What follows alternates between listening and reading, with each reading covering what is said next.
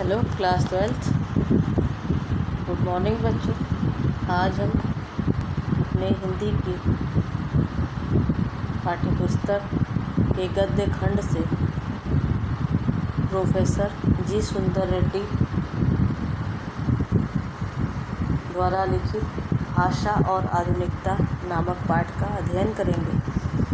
Professor जी सुंदर रेड्डी का जीवन परिचय। प्रोफेसर रेड्डी का जन्म सन 1919 ईस्वी में आंध्र प्रदेश में हुआ था। ये श्रेष्ठ विचारक, समालोचक एवं निबंधकार हैं। इनका व्यक्तित्व और कृतित्व अत्यंत प्रभावशाली है। कई वर्षों तक ये आंध्र विश्वविद्यालय के हिंदी विभाग के अध्यक्ष रहे हैं। ये वहाँ के स्नातकोत्तर अध्ययन एवं अनुसंधान विभाग के अध्यक्ष एवं प्रोफेसर भी रहे हैं। इनके निर्देशन में हिंदी और तेलुगु साहित्य के विविध प्रश्नों के तुलनात्मक अध्ययन पर शोध कार्य भी हुआ है। इनका निधन सन 2005 ईस्वी में हो गया। अब तक रेड्डी जी के 8 ग्रंथ प्रकाशित हो चुके हैं। इनकी पहला है साहित्य और समाज, मेरे विचार, हिंदी और तेलुगु एक तुलनात्मक अध्ययन, दक्षिण की भाषाएं और उनका साहित्य, वैचारिकी, शोध और बोध, Velugu Darul, language problem in India, संपादित अंग्रेजी ग्रंथ आदि कृतियों में से साहित्य संसार सुपरिचित है। इनके अतिरिक्त हिंदी, तेलुगु तथा अंग्रेजी पत्रिकाओं में कई निबंध प्रकाशित हुए हैं। इनके प्रत्येक निबंध में इनका मानवतावादी दृष्टिकोण स्पष्ट रूप से परिलक्षित होता है। हिंदी और तेलुगु एक तुलनात्मक अध्ययन, इसमें रेड्डी जी ने दोनों साहित्यों की प्रमुख प्रवृत्तियों तथा प्रमुख साहित्यकारों का अध्ययन प्रस्तुत किया है। इस कृति की उपादेयता के संबंध में उत्तर प्रदेश के भूतपूर्व राज्यपाल डॉक्टर वी गोपाल रेड्डी ने लिखा है, यह ग्रंथ तुलनात्मक अध्ययन के क्षेत्र का पथ प्रदर्शक है। दक्षिण की भाषाएं और उनका साहित्य, इसमें इन्होंने दक्षिण भारत की चारों भाषाओं तमिल, तेलुगु, कन्नड़ तथा मलयालम तथा उनके साहित्यों का इतिहास प्रस्तुत करते हुए उनकी आधुनिक गतिविधियों का सूक्ष्म विवेचन प्रस्तुत किया है। सभी ग्रंथों में इनकी भाषा शैली, भाव और विषय के सर्वथा अनुकूल बन पड़ी है, जिसमें इनका साहित्यिक व्यक्तित्व पूर्ण रूप से मुखरित हुआ है। श्री रेड्डी की हिंदी साहित्य सेवा, साधना एवं निष्ठा सराहनीय है। तमिल, तेलुगु, कन्नड़ और मलयालम के साहित्य और इतिहास का सूक्ष्म विवेचन करने के साथ साथ हिंदी भाषा और साहित्य से भी उनके तुलना करने में ये पर्याप्त रुचि लेते रहे हैं। हिंदी उत्तर प्रदेश के निवासी होते हुए भी प्रोफेसर रेड्डी ने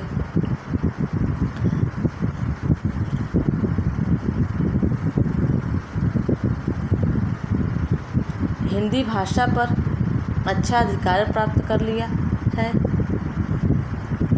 इनकी भाषा परिमार्जित तथा सशक्त है और शैली विषय के अनुसार ढल जाती है।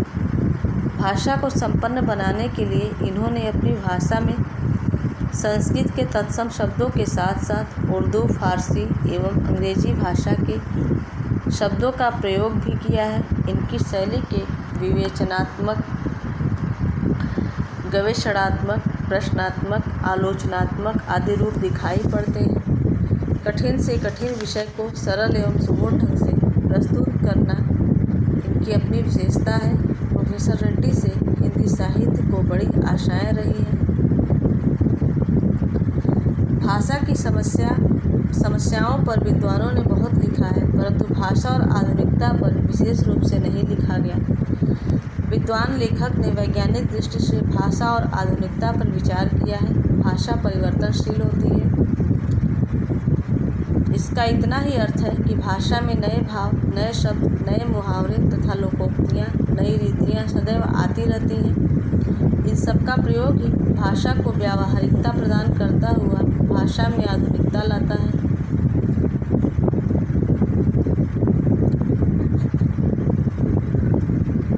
विद्वान लेखक का मत है कि हमें वैज्ञानिक शब्दावली को ज्यों का त्यों लेना चाहिए। व्यावहारिकता की दृष्टि से प्रोफेसर रेड्डी का यह सुझाव विचारणीय है।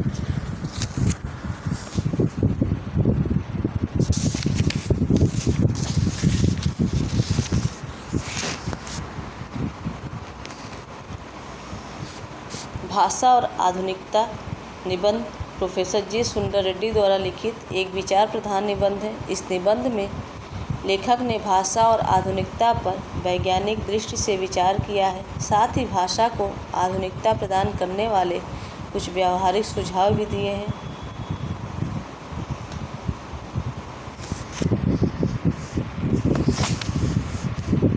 इस पाठ का सारांश: भाषा परिवर्तनशील है। लेखक कहते हैं कि भाषा में हमेशा परिवर्तन होता रहता है। भाषा परिवर्तनशील होती है।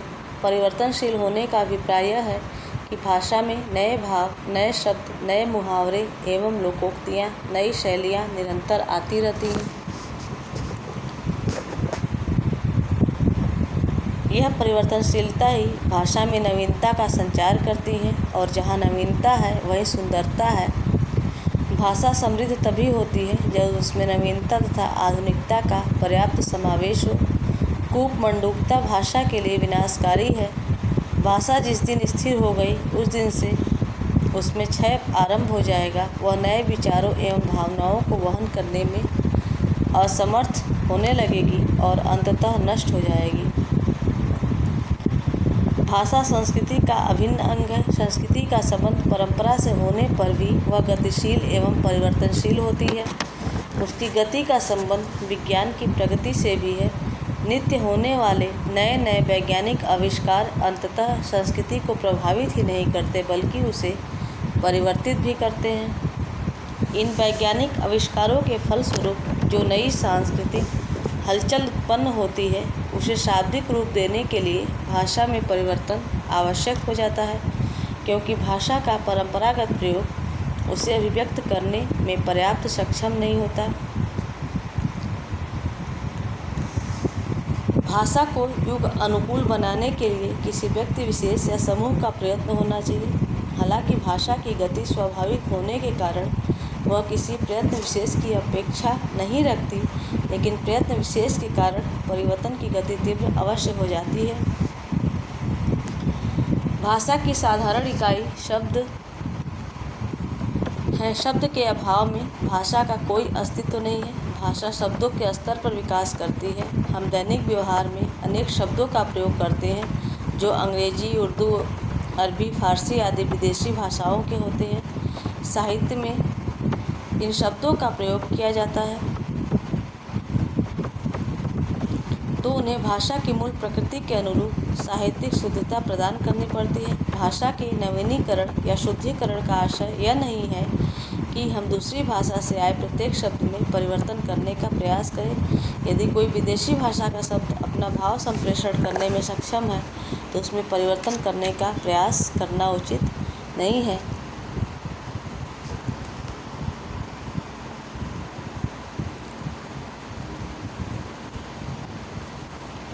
भाषा में नवीनता को आवश्यक माना गया है, परंतु साथ ही स्पष्ट किया है कि भाषा का मुख्य कार्य सुस्पष्ट अभिव्यक्ति है। इसलिए नवीनीकरण का कार्य करते समय इस बात का ध्यान रखना चाहिए कि भाषा की अभिव्यक्ति बिल्कुल स्पष्ट होनी चाहिए। भाषा का नवीनीकरण सिर्फ कुछ पंडितों या आचार्यों की दिमागी कसरत ही बनी रहे तो भाषा गतिशील नहीं हो पाती। इसका सीधा संबंध जनता से एवं जनता द्वारा किए जाने वाले प्रयोग से है। जो भाषा जितनी अधिक जनता द्वारा स्वीकार एवं परिवर्तित की जाती है वह उतनी ही अधिक जीवंत एवं चिरस्थायी होती है। साथ ही साथ भाषा में आधुनिकता एवं युग के प्रति अनुकूलता भी तभी आ पाती है। भाषा की आधुनिकता के लिए अथवा भाषा को आधुनिक बनाने के लिए नवीन शब्दों, नवीन मुहावरों एवं नवीन रीतियों के प्रयोग से युक्त भाषा को व्यावहारिक बनाने का प्रयास किए जाने चाहिए। भाषा की व्यावहारिकता ही उसका प्राण तत्व है। इस तरह हम अपनी भाषा को अपने जीवन की सभी आवश्यकताओं के लिए जब प्रयोग कर सकेंगे तब भाषा में अपने आप ही आधुनिकता आ जाएगी।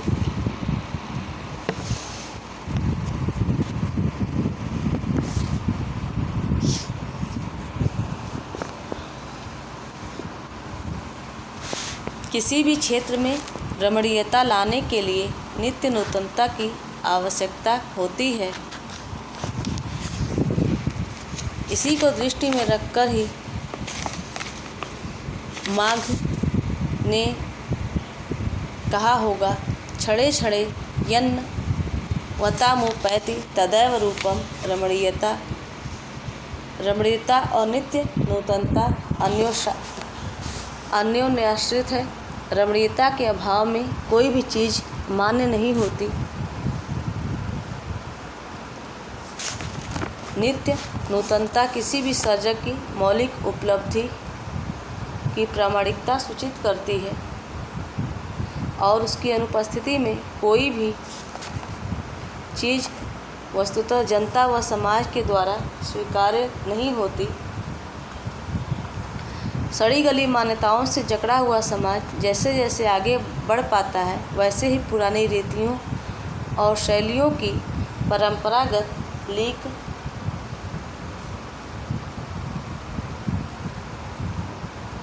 पर चलने वाली भाषा भी जनचेतना को गति देने में प्रायः असमर्थ ही रह जाती है। भाषा समूची युग चेतना की अभिव्यक्ति का एक सशक्त माध्यम है और ऐसी सशक्तता तभी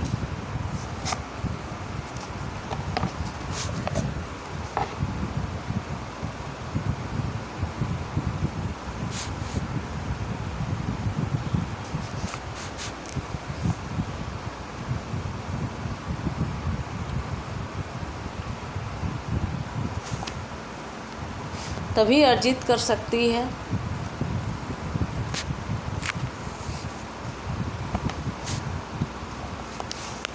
वैसी ही पुरानी रीतियों और शैलियों की परंपरागत लीक पर चलने वाली भाषा भी जनचेतना को गति देने में प्रायः असमर्थ ही रह जाती है। भाषा समूची युग चेतना की अभिव्यक्ति का एक सशक्त माध्यम है और ऐसी सशक्तता तभी वह अर्जित कर सकती है जब वह अपने युग अनुकूल सही मुहावरों को ग्रहण कर सके। भाषा सामाजिक भाव प्रकटीकरण की सुबोधता के लिए उद्दिष्ट है।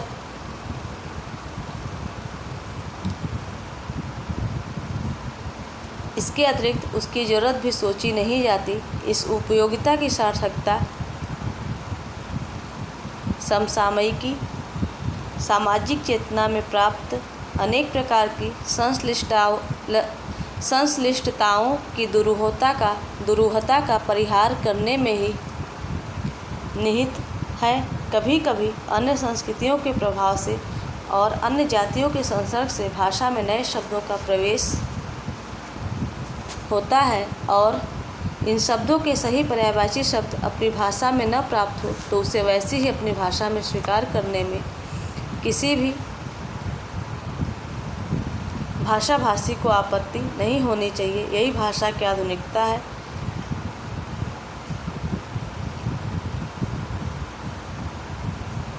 भाषा की सजीवता इस नवीनता को पूर्णतः आत्मसात करने पर ही निर्भर करती है। भाषा म्यूजियम की वस्तु नहीं है, उसकी स्वतः सिद्ध सहज एक गति है जो सदैव नित्य नूतनता को ग्रहण कर चलने वाली है। कहीं भी नवीनता में ही रमणीयता की उत्पत्ति होती है। जहाँ नवीनता होगी वहाँ सौंदर्य अवश्य होगा। जो वस्तु नित्य नए नए रूप धारण करेगी वह निश्चय ही सुंदर और आकर्षक होगी। वह सुंदर अवश्य होगी और जो सुंदर होगी वह नवीन भी अवश्य होगी। जहाँ सुंदरता नहीं होती वहाँ वस्तु मान्य नहीं होती।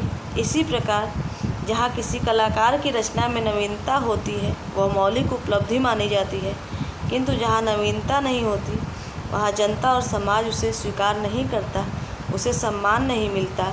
जिस प्रकार सड़ी गली पुरानी मान्यताओं को लेकर समाज प्रगति नहीं कर सकता, उसी प्रकार पुरानी परंपराओं, शैलियों और रीतियों पर चलने वाली भाषा समाज में चेतना का स्वर मुखर नहीं कर सकती। भाषा में जब तक नवीनता नहीं होती तब तक वह युग चेतना लाने में सर्वथा असमर्थ रहेगी। भाषा अपने समय की अभिव्यक्ति का एक शक्तिशाली माध्यम होती है। भाषा कोई म्यूजियम की वस्तु नहीं होती, कोई सजावट की वस्तु नहीं होती है। उसकी अपनी एक सहज गति होती है जो हमेशा ही नवीनता को ग्रहण कर चलने वाली होती है। भाषा स्वयं संस्कृति का एक अटूट अंग है। संस्कृति परंपरा से निश्चित होने पर भी परिवर्तनशील और गतिमान है। उसकी गति विज्ञान की प्रगति के साथ जोड़ी जाती है। वैज्ञानिक आविष्कार के प्रभाव कारण उद्भूत सांस्कृतिक हलचलों को शाब्दिक रूप देने के लिए भाषा के परंपरागत प्रयोग पर्याप्त नहीं है। इसके लिए नए नए प्रयोगों, नई नई भाव योजनाओं को व्यक्त करने के लिए नए नए शब्दों की खोज की महती आवश्यकता है। भाषा जो है वो संस्कृति का एक अहम अंग है और संस्कृति परंपरा से अलग होने पर परिवर्तनशील और गतिशील है और उसकी गति जो है विज्ञान की प्रगति के साथ जोड़ी जाती है। अब प्रश्न यह है कि भाषा में ये परिवर्तन कैसे संभव है? यत्न साध अथवा सहज सिद्ध?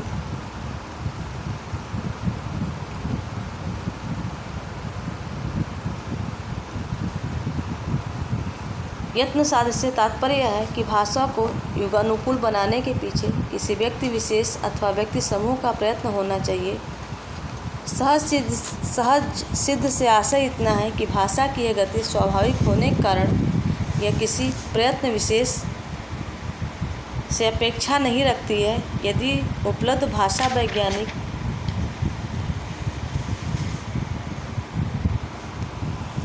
आधारों का पर्याप्त अनुशीलन करें तो पहली बात ही सत्य सिद्ध होगी। 18वीं सदी में अंग्रेजी भाषा ने और 20वीं सदी में जापानी भाषा ने इस नवीनीकरण की पद्धति को अपनी कोशिशों से संपन्न बनाया। हर भाषा की अपनी खास प्रवृत्ति होती है। शब्द निर्माण तथा अर्थ ग्रहण की दिशा में उसका अपना अलग अलग रूप होता है। उस विशेष प्रवृत्ति के रूप को ध्यान में रख कर बिना उस भाषा की मूल आत्मा को विकृत बनाए हम अन्य भाषागत शब्दों को स्वीकार कर सकते हैं। चंद रूपगत परिवर्तनों के साथ यह काम एशिया और अफ्रीका जैसे वैज्ञानिक साहित्य सृजन की दिशा में पिछड़े हुए देशों में और भी सत्वर होना चाहिए। इसकी अत्यंत आवश्यकता है।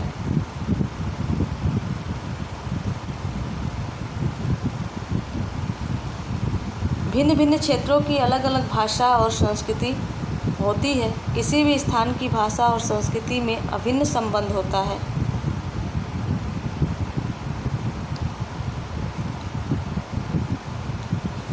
यद्यपि किसी स्थान की संस्कृति वहाँ की परंपराओं से उत्पन्न होती है, किंतु उसमें परिवर्तनशीलता एवं गतिशीलता होती है। वह मानवीय गुणों को ग्राह्य करती चलती है। जिस प्रकार किसी देश में विज्ञान की प्रगति नित्य विकासशील होती है, ठीक उसी प्रकार वहाँ की संस्कृति भी विकासशील हुआ करती है। जैसे जैसे देश में नए नए वैज्ञानिक आविष्कार होने लगते हैं, वैसे वैसे वहाँ की संस्कृति में भी परिवर्तन आने लगता है और ऐसी परिवर्तन से सांस्कृतिक विचारों की अभिव्यक्ति के लिए भाषा में नवीनता एवं लोच का होना आवश्यक है। पुरानी परंपराओं से जकड़ी भाषा नई हलचलों की अभिव्यक्ति प्रदान करने में सर्वथा असमर्थ होगी। इसके लिए आवश्यक है कि भाषा के नए प्रयोग किए जाएं, नए ढंग से भावों की अभिव्यक्ति किया जाए, नए नए शब्दों की खोज की जाए।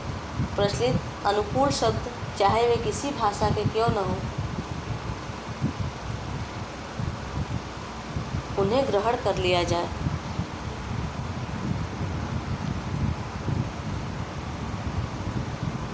भाषा को नए शब्द और मुहावरे प्रदान करते समय हमें यह बात भी भली प्रकार याद रखनी चाहिए कि भाषा का प्रमुख कार्य अपनी भावनाओं, अपने अनुभवों तथा विचारों की अभिव्यक्ति है। यदि अभिव्यक्ति नितांत स्पष्ट होनी चाहिए। यदि किसी भाषा में स्पष्टता का गुण नहीं है अथवा भाषा में निर्देश देने की क्षमता नहीं है तो ऐसी भाषा बहुत समय तक जीवित नहीं रह सकती।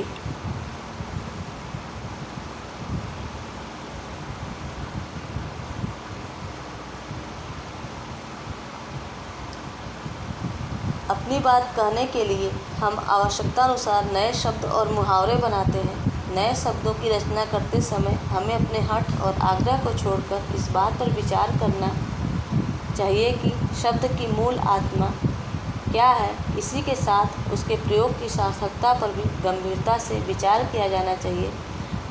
शासकों की भाषा अंग्रेजी, जिसका भाव दास्ता का चिन्ह है, ऐसा मानकर यदि हम नए शब्दों के निर्माण में लग जाएंगे तो नुकसान अंग्रेजों का नहीं अपितु हमारा ही होगा।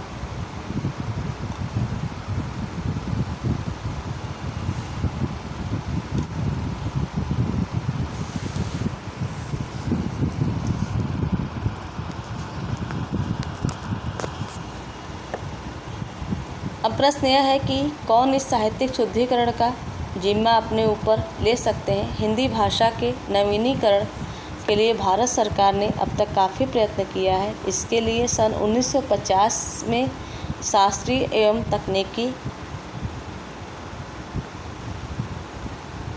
शब्दावली आयोग की स्थापना की गई, जो विज्ञान की हर शाखा के लिए योग्य शब्दावली का निर्माण कर रही है। हिंदी साहित्य सम्मेलन जैसी ऐच्छिक संस्थाओं ने भी इस दिशा में कुछ महत्वपूर्ण काम किया है। राहुल सांकृत्यायन तथा डॉक्टर रघुवीर जैसे मूर्धन्य मनीषियों ने भी इस काम को पहले अपनी अभिरुचि के कारण अपने ऊपर लेकर गतिशील बनाने की कोशिश की है। अब तक इस दिशा में जो भी कार्य हुआ है वह अपर्याप्त ही है, क्योंकि यह कार्य अपनी सरसोकालीन दशा से गुजरकर आगे बढ़ नहीं सका। इसकी प्रगति के अवरोध में दो वर्ग बाधा डालते हैं। प्रथम वर्ग वह है जो अपनी शुद्ध साहित्यिक दृष्टि के कारण आम प्रचलित उन पराय शब्दों को यथावत ग्रहण करने में संकोच करता है।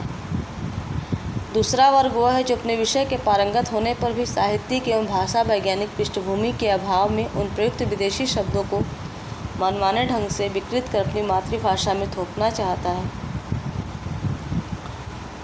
आजकल कई प्रादेशिक सरकारों ने अपनी प्रांतीय भाषाओं में उच्च स्तरीय पाठ्यपुस्तकों के निर्माण के लिए कई आयोगों की स्थापना की है। हम आशा करते हैं कि वे आयोग उपर्युक्त उन बाधित तत्वों से हटकर अपना काम सुचारू बना सकेंगे।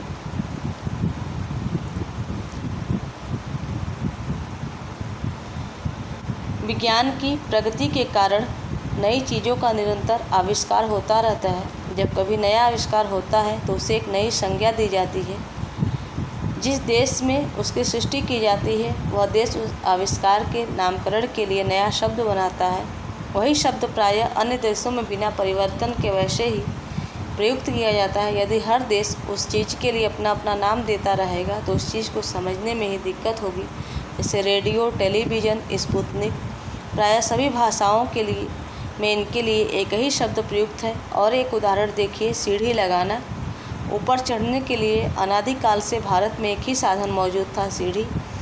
औद्योगिक क्रांति आदि ने आवश्यकता के अनुसार और भी कई तरह की सीढ़ियों का निर्माण किया, जैसे लिफ्ट, एलिवेटर, एस्केलेटर आदि। भारतीयों के लिए ये बिल्कुल नए शब्द हैं, इसलिए भारतीय भाषाओं में इसके लिए अलग अलग नाम द्रष्टव्य नहीं होते। इस स्थिति में उन शब्दों को यथावत ग्रहण करने में कोई बाधा नहीं होनी चाहिए। फ्रेंच और लैटिन भाषाओं से अंग्रेजी ने ऐसे कई शब्दों को आत्मसात कर लिया है, और अंग्रेजी से रूसी ने। विज्ञान में जब भी कोई आविष्कार होता है फिर उसका नाम भी रखा जाता है, लेकिन हर देश के लोग जो हैं, अगर आविष्कार जिस देश में हुआ होता है तो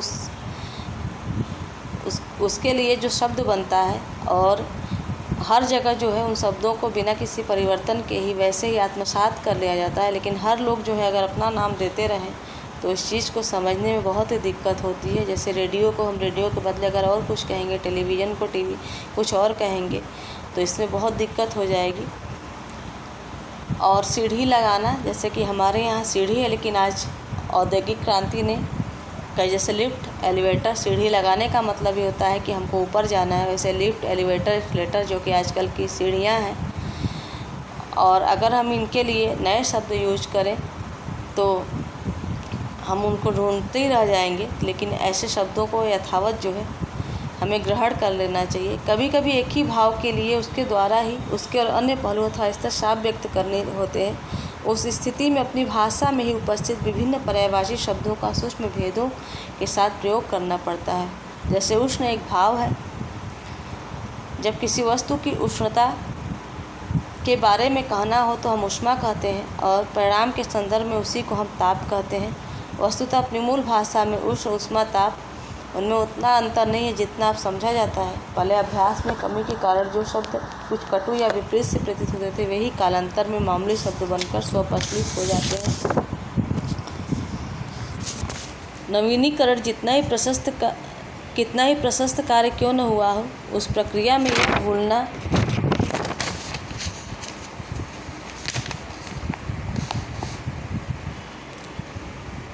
नहीं चाहिए कि भाषा का मुख्य कार्य सुस्पष्ट अभिव्यक्ति है। यदि सुस्पष्टता एवं निर्दिष्टता से कोई भी भाषा वंचित रहे तो वह भाषा चिरकाल तक जीवित नहीं रह सकेगी। नए शब्दों के निर्माण में भी यही बात सोचनी चाहिए। इस संदर्भ में यह भी बात याद रखनी चाहिए कि हम पूर्वाग्रहों से मुक्त होकर उस शब्द की मूल आत्मा तथा सार्थकता पर उन्मुक्त विचार कर सकें। अंग्रेजी भाषा शासकों की भाषा रही और भावदाष्टता के निशान। ऐसा सोचकर यदि हम नए शब्दों का निर्माण करने में लग जाएं तो नुकसान हमारा ही होगा, अंग्रेजों का नहीं।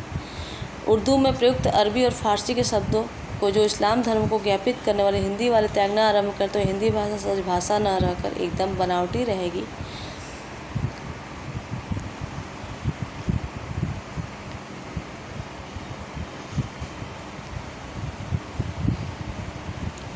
यदि यह नवीनीकरण सिर्फ कुछ पंडितों और आचार्यों की दिमागी कसरत ही बने रहे तो भाषा गतिशील नहीं होती। भाषा का सीधा संबंध प्रयोग से है और जनता से है। यदि नए शब्द अपने उद्गम स्थान में ही अड़े रहें और कहीं भी उनका प्रयोग नहीं किया जाए तो उसके पीछे के उद्देश्य पर कुठाराघात होगा। इसके लिए यूरोपीय देशों में प्रेषक के कई माध्यम हैं, श्रव्य दृश्य विधान, वैज्ञानिक कथा साहित्य आदि। हमारी भारतीय भाषाओं में वैज्ञानिक कथा साहित्य प्रायः नहीं के बराबर है। किसी भी नए विधान की सफलता अंततः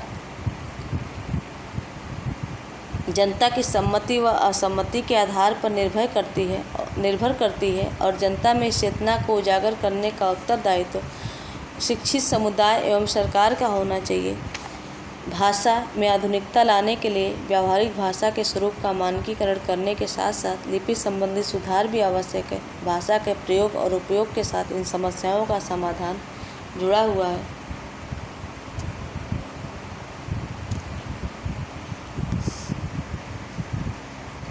संक्षेप में नए शब्द, नए मुहावरे एवं नई रीतियों के प्रयोग से युक्त भाषा को व्यावहारिकता प्रदान करना ही भाषा में आधुनिकता लाना है। दूसरे शब्दों में केवल आधुनिक युगीन विचारधाराओं के अनुरूप नए शब्दों के गढ़ने मात्र से ही भाषा का विकास नहीं होता, वरन नए पारिभाषिक शब्दों को एवं नूतन शैली प्रणालियों को व्यवहार में लाना ही भाषा को आधुनिकता प्रदान करना है। क्योंकि व्यावहारिकता ही भाषा का प्राण तत्व है। नए शब्द और नए प्रयोगों का पाठ्य पुस्तकों से लेकर साहित्य पुस्तकों तक एवं शिक्षित व्यक्तियों से लेकर अशिक्षित व्यक्तियों तक के सभी कार्यकलापों में प्रयुक्त होना आवश्यक है। इस तरह हम अपनी भाषा को अपने जीवन के सभी आवश्यकताओं के लिए जब प्रयुक्त कर सकेंगे तब भाषा में अपने आप आधुनिकता आ जाएगी। किसी भाषा में आधुनिकता का समावेश तभी हो सकता है जब उसमें नए नए शब्दों, मुहावरों तथा लोकोक्तियों को समाहित किया जाए।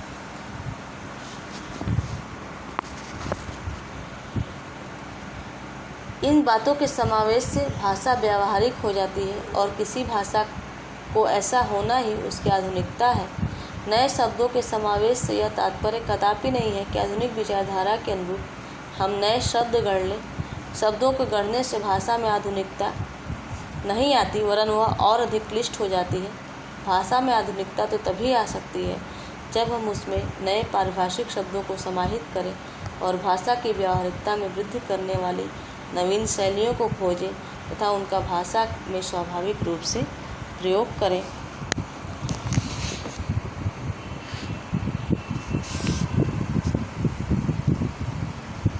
शब्दों के अर्थ की सूक्ष्मता से अभिप्राय शब्दों के भाव से है। जैसे उष्ण, ऊष्मा और ताप, ये तीनों शब्द गर्माहट के भाव में प्रयोग किए जाते हैं, लेकिन इनका प्रयोग हम एक दूसरे के स्थान पर नहीं कर सकते, क्योंकि पर्यायवाची शब्दों के अर्थ या भाव में कोई न कोई सूक्ष्म अंतर अवश्य होता है। भाषा को आधुनिक एवं प्रगतिशील बनाने के लिए केवल आधुनिक विचारों के अनुरूप नए शब्दों को गढ़ने मात्र से भाषा का विकास संभव नहीं है, अपितु भाषा को व्यवहारिक स्तर पर युग के अनुकूल बनाया जाए, तब वह भाषा समाज के अधिकांश सदस्यों द्वारा अपनाई जाएगी। अर्थात ऐसी भाषा जो आधुनिक विचारों का वहन कर सके, वही भाषा आधुनिक एवं प्रगतिशील कही जाएगी।